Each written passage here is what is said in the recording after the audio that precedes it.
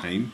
But I think, first of all, I'll tell you a little bit about what's happened to the China series in France, because that series has been published here and it's been very successful. The French have received it with great critical acclaim, I'm glad to say, and have been buying it in large numbers, which I'm even more pleased to say. Of course, they're all retitled in France, some strange titles, but the French like long titles. So the Firemaker becomes Meurtre à Pékin. The Fourth Sacrifice, strangely enough, remains the Fourth Sacrifice, Le Quatrième Sacrifice. The Killing Room becomes Les Disparus de Shanghai, The Disappeared of Shanghai. Snakehead, which is the shortest title of all, becomes the longest title of all, Cadavre Chinois à Houston. The Runner becomes Jeu Mortel à Pékin, and Chinese Whispers becomes Les Ventreurs de Pékin, literally the Beijing Ripper. Now, I should tell you a couple of stories which are quite interesting. Snakehead, Cadavre Chinois à Houston, which came out last year, was nominated for a very unusual prize in France called the Prix Intramuros, and I knew nothing about this until I received an email saying, would I like to participate in this? They had put me on a shortlist for the prize, and I said, well, of course. He said, well, there is an element to this which is a little different from usual, because to be able to participate in this prize, you have to go and visit a number of French prisons and talk to prisoners about your books and crime writing, and not crime because they know about that already, but well, of course, I mean, how could I say no? It sounded like a fascinating experience. And that was when I discovered that, in actual fact, not only was I to go and visit prisons and talk to prisoners, but it was panels of prisoners who would judge the books, and they were going to pick the winners, which was an extraordinary idea, and I think quite an interesting one.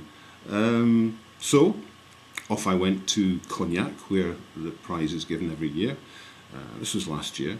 And I was given a chauffeur-driven car and taken around these prisons where I had to go and talk to French prisoners, in French, of course. Very interesting experience. First of all, a maison d'arrêt in Angoulême, which is a kind of remand prison where people are held awaiting trial.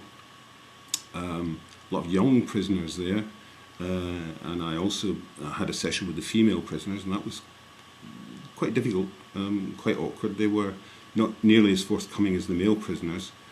And then I was taken on to an open prison near Bordeaux, where most of the prisoners were really quite elderly, and they'd built this fabulous library in the prison and were really into books big time, and I really enjoyed my discussion with them. And as a special dispensation, 3 of them were allowed freedom for one day to come to Cognac the following day to the book festival. Anyway, I returned that night and they were having the big prize giving dinner. Nobody knew who had won the prizes, and much to my astonishment, not only had I been nominated for the prize, but these prisoners in French penitentiaries had actually voted my book as the #1 book, so I won the prize. So I'm quite chuffed. It's quite nice to get an accolade from criminals when you're a crime writer. Must be doing something right.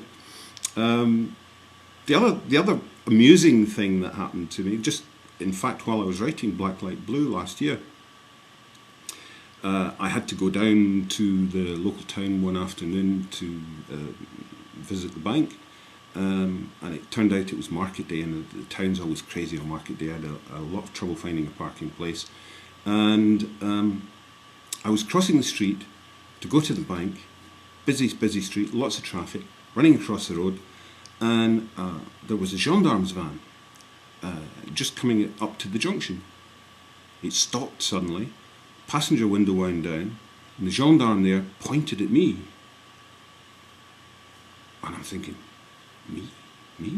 I'm looking behind me, is there somebody else there? And he's going, no, you, come here.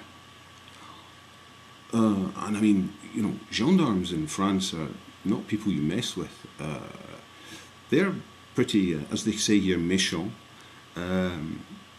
So I couldn't figure out what I'd done, so I went across and the gendarme looked at me out the window and he said, "Monsieur Peter May."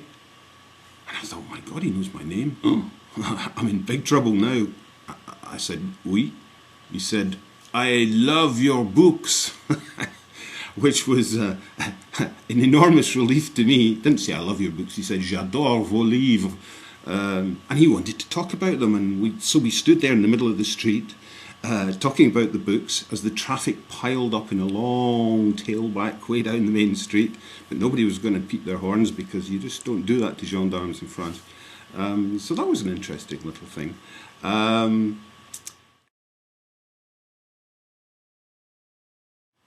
So, yes, back to the subject in hand, Blacklight Blue, the book I'd like to talk to you about today. But before I get into that, let me play you the prologue read by an actor called Simon Vance for an outfit called Blackstone Blackstone Audio. This is it. We'll come back into the frame. He does not a bad job.